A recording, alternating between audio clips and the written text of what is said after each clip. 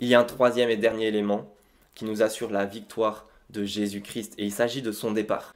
Parce que ce qu'on assiste à la toute fin de cet évangile de Luc, c'est un départ, une séparation physique de Jésus avec ses disciples.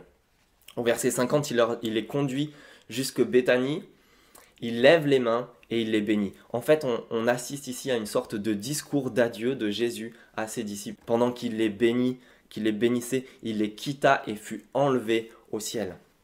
Il faut reconnaître qu'il n'a rien de commun, ce départ. Jésus est enlevé au ciel dans une sorte d'ascenseur divin sous les yeux de ses disciples.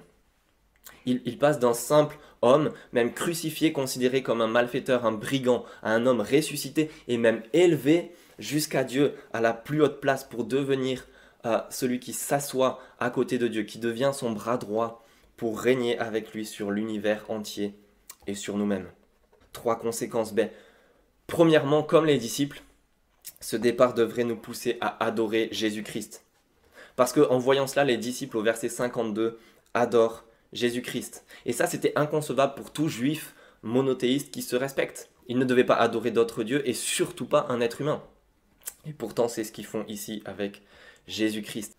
Deuxièmement, au verset 52, comme pour eux, cela devrait être pour nous la source d'une joie immense. Ils retournent à Jérusalem remplis de joie.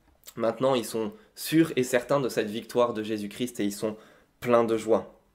C'est cette même joie que Dieu veut nous offrir aujourd'hui. C'est tout naturellement que cette victoire les pousse, troisièmement et dernièrement, les pousse et doit nous pousser nous aussi à la reconnaissance. Au verset 53, ils étaient constamment dans le temple, bénissant Dieu.